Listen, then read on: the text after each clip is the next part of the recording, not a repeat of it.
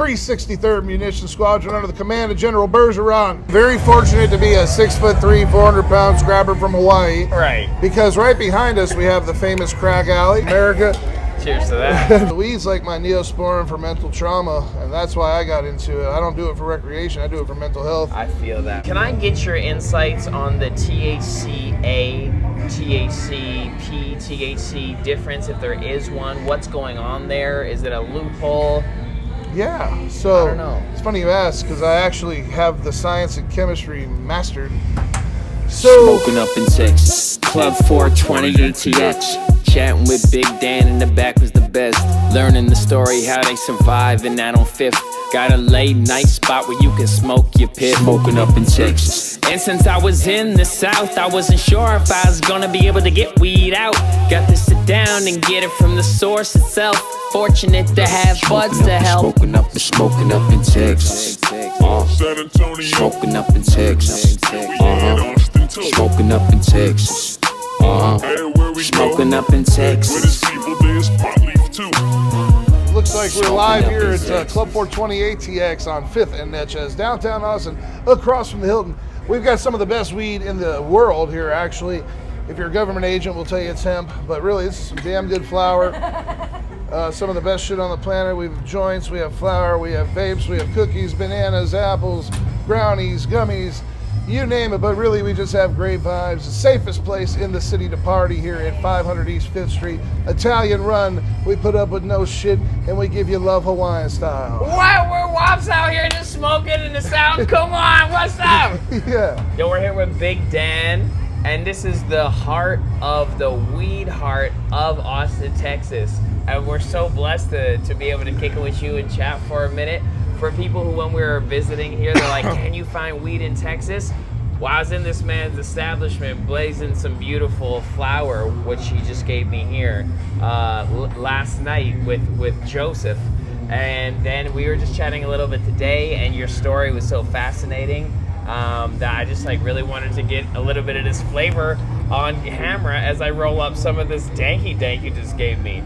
So like, how did this come to be, bro? Like, how did you start this? And you also mentioned that you're in the military, right? That too. So how did you find all this medicine? I'll tell you. I'll try to give you a summary here. Yeah, be prepared. You're gonna have 100 people walk out. They're probably gonna say, "Hey, Big Dan, let's go," and they all want something for free. But no. So I was born and raised in Hawaii. I was probably one of 20 white kids in the school of 2000. You know, and I grew up around the plants, as you say. You know, I grew up around weed. Weed is all they had in Hawaii. You know, weed and hand-to-hand combat. You know, they fight and they smoke weed out there. So, you know, we have a great time. But you know, my brothers, my half-brothers. What do you mean hand-to-hand combat? Fighting. They fight like a motherfucker. Fist fight out there. Yeah, eh? So that's that. If you're talking about Hawaii, you're talking about beautiful beaches, love, marijuana, and fighting. You can't get. I actually have calluses on my knuckles from scrapping so much as a kid in the South Side, Ocean View, Hawaii, where the brothers talk like this. Hey! But yeah, you know what I mean. At any rate, that has nothing to do with my experience with the plant. But I always like to inject the fact that I'm a tough guy in every conversation I have, because really it's a vast portion of my identity and it makes me feel comfortable. But you know, if I was like 5'2", I'd feel naked. At any rate. No, so my brothers and all my friends in school, the Alkais, the Galis, the Kainas, the Kanaka Oles, wow. all the brothers, you know, they grew like a motherfucker, and we didn't just have a few plants. We grow 500 to 1,000 trees at a time in the mountains of Hawaii, like 4,500 feet above sea level. Great natural rainfall, volcanic soil. Wow. You really didn't have to do much except make sure you didn't get caught by green harvest. Those were the guys in the helicopters that flew around. So we use those Army helicopter nets above the bushes where we planted the trees under. Oh. Because you would always plant the trees underneath thick bushes, and then you'd have the camouflage netting, and that's how you wouldn't get caught. So that's kind of how it started. All my friends did it because they were poor.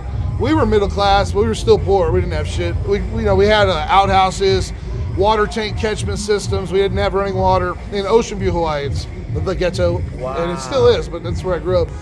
It's a real shithole, but it is beautiful at the beach. You know, I don't want to talk shit about Ocean View, but no. But some of the best weed on the island's grown there. And back in the '90s, you used to get 800 to 1,200 an ounce for it from the tourists, Holy. and 600 an ounce from the locals. And this was in the '90s. That's what it went for.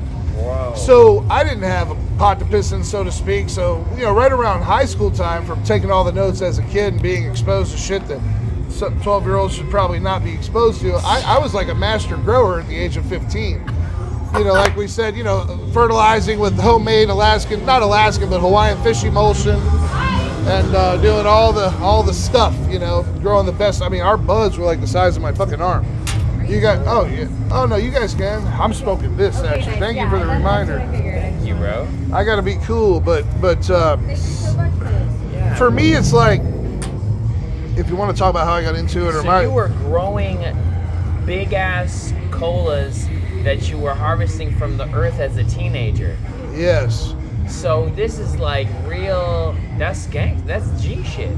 Like, is. from time, and like cannabis has its you know its roots in that so often. It's only recent that it's been considered an above board thing. yeah. So like when did you leave Hawaii and end up in Texas? I left Hawaii in '97. I joined the military. Did my little 4 years in Texas. That's how I ended up in Texas. Shepherd Air Force Base, Wichita Falls, Texas. 363rd Munition Squadron under the command of General Bergeron. You can Google all that shit. But yeah, so that's where I did my time. So that's what I call I did my time. You know, I spent my time there. I was a bomb builder, munition systems journeyman, built and assembled bombs and missiles, worked with EOD and counterterrorism, did some fun shit, went overseas a couple times. But when I got out, you know, I fell right back into the game. You know, I always grew weed. I always sold weed, even when it was illegal. And It's a beautiful that's how I thing to sell. paid the bills. And, you know, my relationship with the plant, because I hear you guys talking about the plant a lot. For me, you know, having grown up in a very rough area, you know, I always had a big heart and showed love and a protector and all this stuff, but I also had a lot of trauma and anger. And, you know, being able to smoke on a regular basis to the extent that I do, a few hits here, a few hits there, and for me, it just puts me in a better mood. It kills that anger. Yes. I won't say it take away the pain, but it's like putting ointment on it, makes it feel better. Bro. And I'm in a better mood. So weed's like my neosporin for mental trauma, and that's why I got into it. I don't do it for recreation. I do it for mental health, I feel that, bro. and it keeps other people from getting beat Right. to death. The rat. You know, traffic situations and whatnot. The rat. But yeah, you know, I just love it, man. I always have. It does everything. It provides for us, and it makes us happy. And, you know, if it helps us eat, if our appetite's down, it helps you sleep. I don't know what it doesn't cure. It connects people. Yeah, like, yeah, like a oh, motherfucker. man. Yep. It's a And kind culture everywhere you go around the world too. it's what snake oil wanted to be in the Wild West. Yes, exactly. It does everything. It does everything. It actually really does. It actually is the thing. So, what do you find is the most common form that people resonate with in the market here? Edibles, flower, pre-rolls, drink. I'll tell you, because I have metrics on that from millions of dollars in sales. We've done about $5 million in cannabis in the last 3 years. Whoa! Locally, as a veteran-owned small business. But so Wow. the top sellers right now are flower first, can't ever beat the flower. Wow. Joints and eighths. I sell my eighths for $45 a piece. I can't keep them in stock. Wow. And you know, so flower first, which is a shocker actually, and right underneath flower are vapes, believe it or not. Vapes are huge, and then right underneath, or right with vapes, are edibles. The gummies, right? Gummies are first. Then you get things like cookies and brownies and other like drinks and other things. But in the edible world, the gummies are still king. Period. Big time. And but yeah, flowers age old, and it's what everybody wants first. They want to smoke. They want to take shit home, you know, to roll later.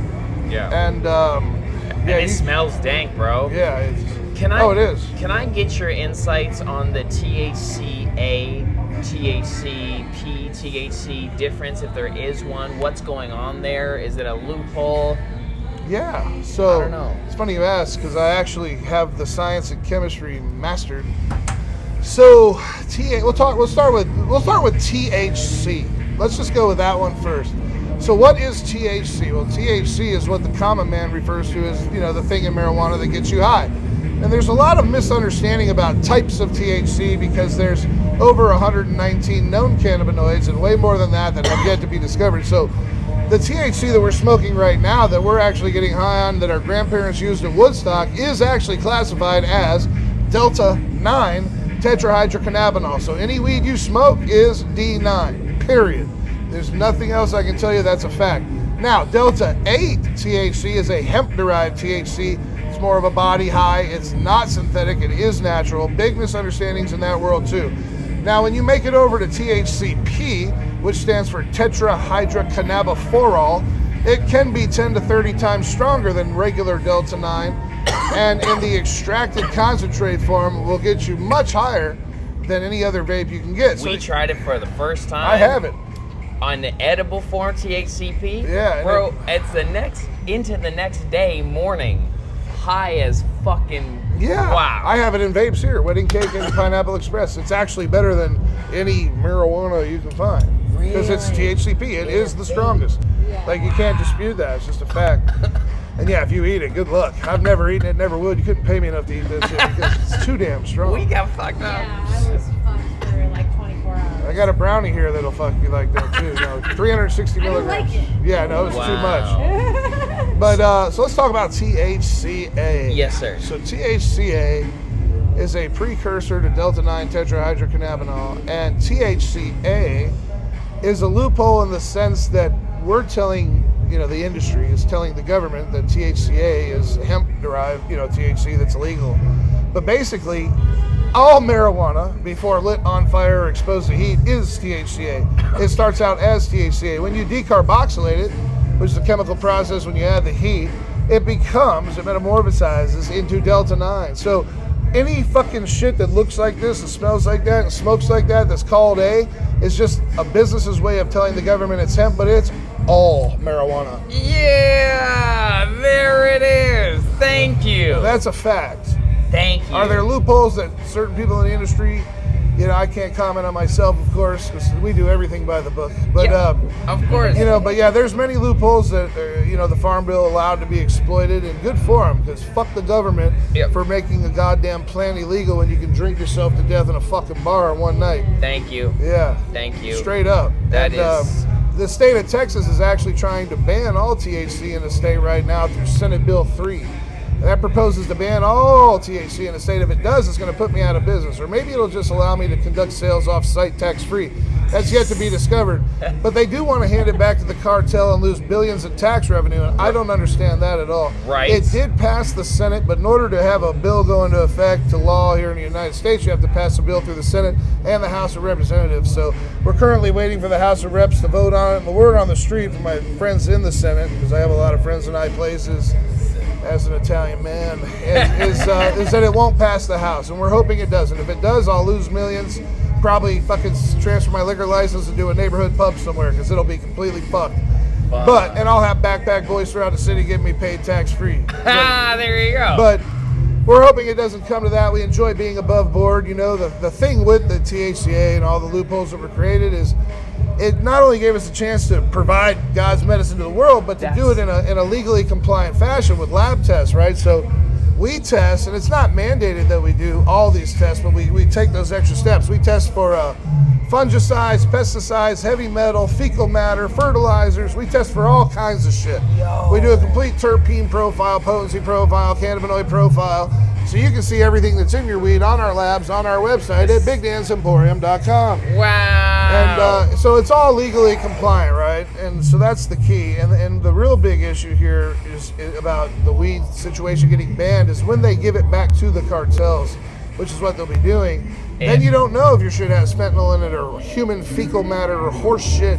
You won't know what you're smoking because you never did. And when you get sick, you might say you caught the flu, but maybe you smoked some cow shit from fucking Sinaloa that wasn't grown properly. And that's the problem, right? That's why we want to keep this shit local. And keep it real like that. Also, what do you think about... Maddie, can you please have someone bring us a ice water pitcher? I think the girl, she came out and then she went away. I don't know why. Yeah. With homemade not Alaskan, but Hawaiian fish emulsion, and doing all. I agree. I don't want to interrupt her. So if you can, I don't know if I'm this cottonmouth yet, but if you can do this, you got cottonmouth wash. Fucking someone else. Yes, you can chill out here. Okay, sorry. We love having a crowd. So, do you think the politics of cannabis are affected by pharma lobbyists who don't want the medicinal properties of cannabis to be widely known? Yeah, absolutely. Big time. That's so, my hunch. I mean, all things are affected by lobbyists who are hired by Big Pharma to influence the legislation to put certain laws in effect that meet their, what the fuck do they call it? Their agenda. Yeah. Hidden agenda, secret agenda. But yeah, man. This shit's a medicine. Because they can sell you, 50, 60, 100, 1,000 pills that all kill your liver and ruin your kidneys and fuck your mind up and, give birth defects and that aren't natural, that'll kill you with too many side effects. And really, those same 100, 200 maladies can be very treated, in some cases cured, by cannabis. Cured. That's what I'm Cured. saying. Now, you can't say that legally because then it's a medical claim and they say it's illegal because the fact is they hate it. They can't stand the fact that this shit, I'm not going to say it can replace all medicine, but it can replace a lot of medicine, and it has been doing that for millennia, And that's my point. Like, the people who Yes. even administer your weed seem to care so much about, like, someone's well-being. I'm not going to lie, it's probably, if I had to be honest, here in the city, it's probably, if we were splitting it that way, be about 70% recreational and 30% medicinal. But the real rewarding part of being in the industry isn't getting people high and giving them the munchies and all that shit. I have clients with major autoimmune disorders and fucking, cancers and things like that, bad shit. And they come here to me for some of my products, like some of the full spectrum CBD tincture, some of the THC tincture, and some of those real hardcore things, like the what is it called? Beyond Zen. That's one of our full spectrum tinctures. At any rate, this one girl can't eat. She's on a feeder tube, but when she takes this shit, she can drink a milkshake, and it just helps her out.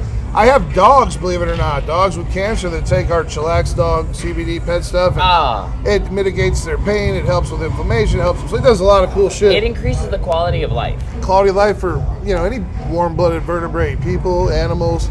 Yeah. And that to me has always been a more rewarding part of being in the industry, is that element. Excuse us. This is Tyrone. What up, Tyrone? What up? He's my personal hitman.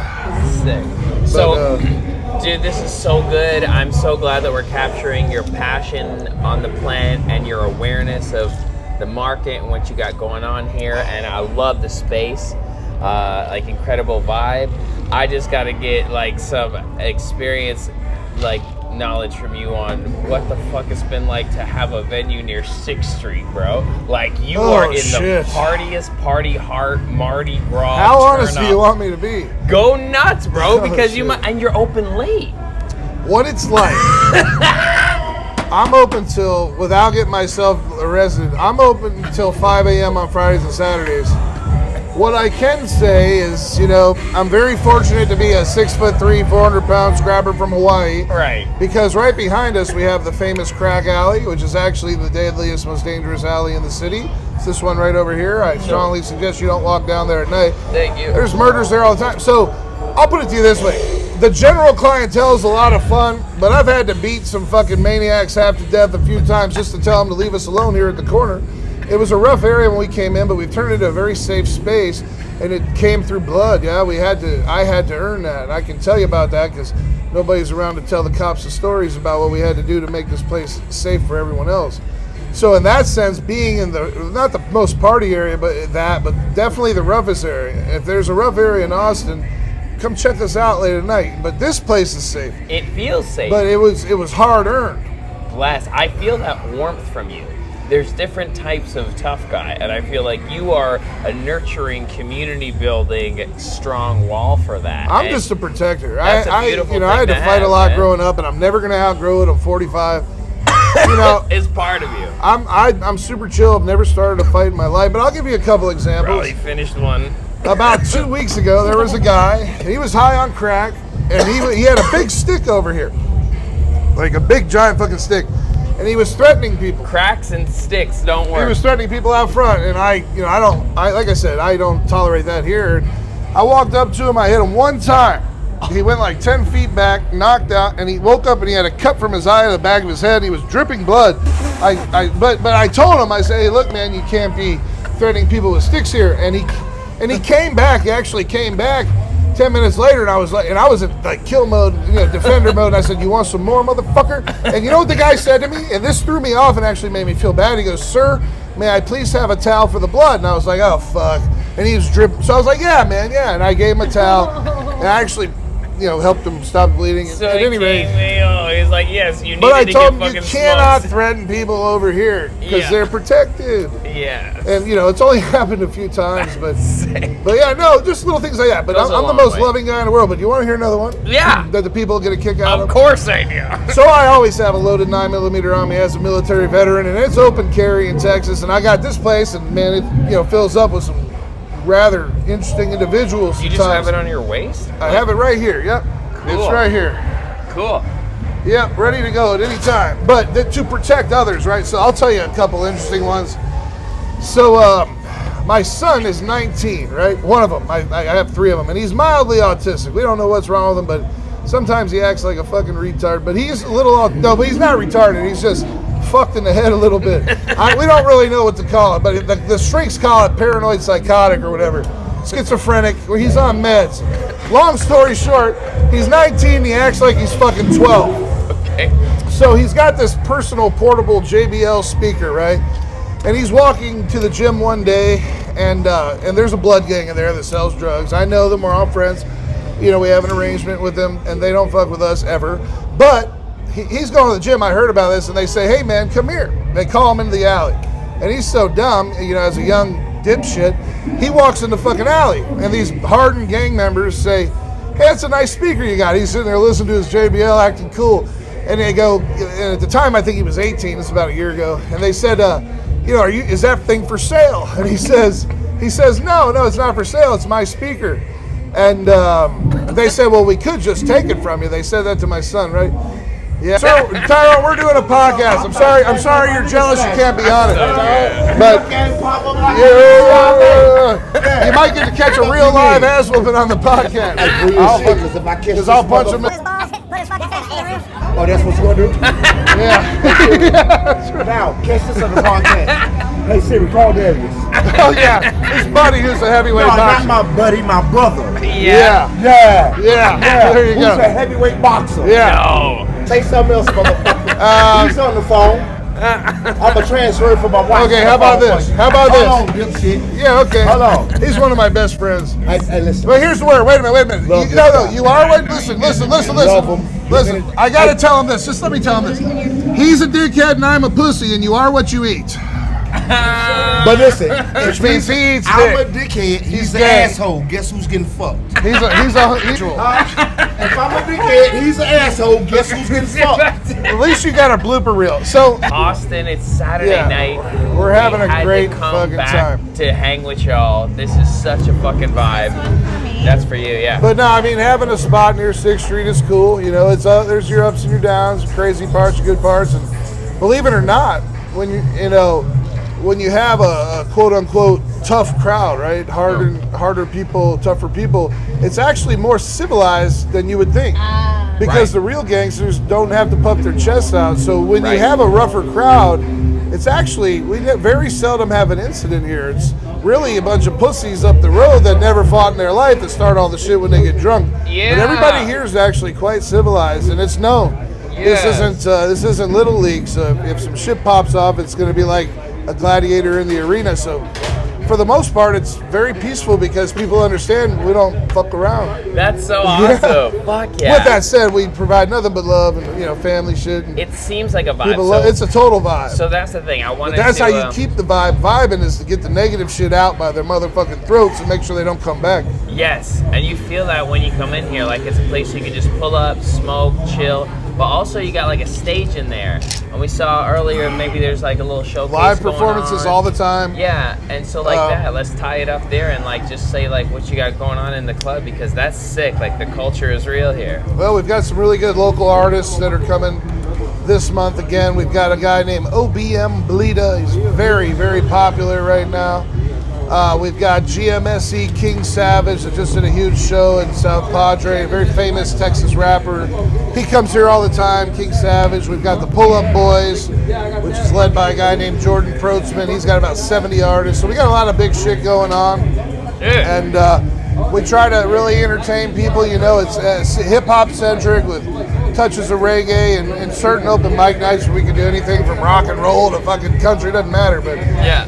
the cool part about this is it's multicultural. It's black, white, brown, yellow. Everybody's safe. Everybody's equal. Everybody's awesome in here. And one of the very few places that you can get many different people from the different side of the train tracks who actually, you know, enjoy themselves. It feels mad eclectic. Yeah. Like everybody in there, it's feeling like Toronto It's in there, cool. bro. It's like everyone from everywhere. We give them It's love, and Yeah. for the most part, everything's super cool. So let me tell you what happened when these guys told my kid that they were going to take his JBL speaker. They were going to take his JBL speaker, right? I said, we could just take it from you.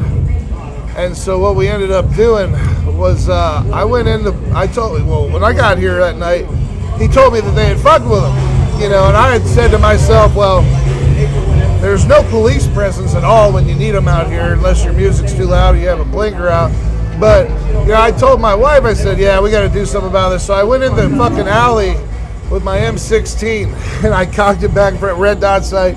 She had her pistol, and I pointed at about 5 of them, right? And I said, which one of you guys fuck with my son? Which one of you do I have to kill?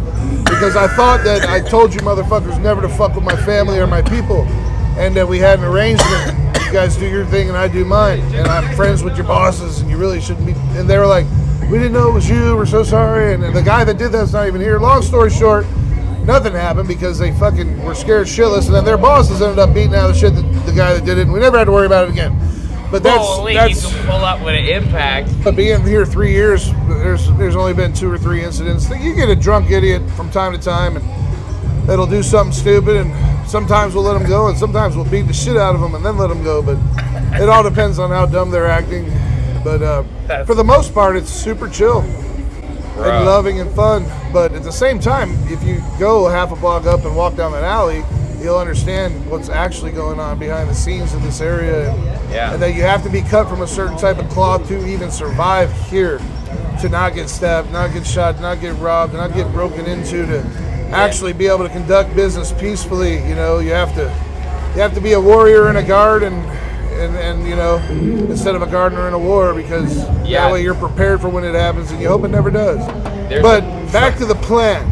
I put all that crazy stupid shit in there, but I appreciate you. really, man, we're just trying to keep Austin happy, keep Austin stoned, keep Austin high, and keep Austin chilling. That's our main mission. Yes, and I feel like that's the energy that's cultivating here. I've only come across people who are peaceful and vibing in there. We're drinking ice water from the finest fucking 100-year sewer pipes in America. Cheers to that. No, I'm kidding. Cheers to that. Bro, Big Dan, my guy, thank you so much for sharing the insights. Like those moments we had, that was so magic. Like I felt the draw. We had to come back into Austin, and that was some magic ass moments. Yeah, it was bro. fun, So, man. God If bless. you guys are here from Toronto or anywhere else, come to Club 420 ATX, smoke one with us. Tell them you saw the podcast, you get a free glass of champagne. Whoa! The guy in the white shirt there, quick clip. I want to tell you guys, his name is Dallas. He does blowjobs for $10 in the alleyway. He's one of the best. He sucks such a mean cock. This is the biggest sucker in the alley, and he charges $10 a head. So Dallas, let me tell you, you're going to be on the 11 Wins podcast, Toronto, Canada. Don't believe that shit. He just said Dallas, when you tell them what you think of Club 420, me and you, and this place in general, it's the best. The best thing around. why is it the best?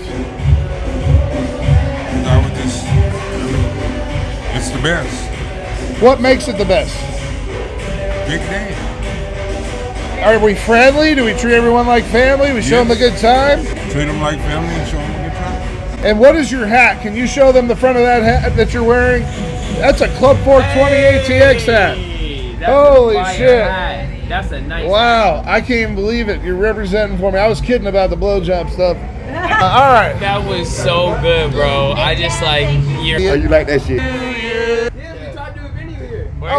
We could. I'm sure that would bring in the girls at Male Strip Show. Everybody's safe. Everybody's equal. Everybody's awesome in Smoking here. up in Texas. Club 420 ATX. Chatting with Big Dan in the back was the best. Learning the story, how they survive, and out on Fifth. Got a late night spot where you can smoke your pit. Smoking up in Texas. And since I was in the South, I wasn't sure if I was gonna be able to get weed out. Got to sit down and get it from the source itself. Fortunate to have buds to help. Smoking up in Texas. San Antonio. Smoking up in Texas. Austin too. Smoking up in Texas. Everywhere we Smoking go. up in Where Texas. there's people, there's pot leaf too. Smoking up in Texas.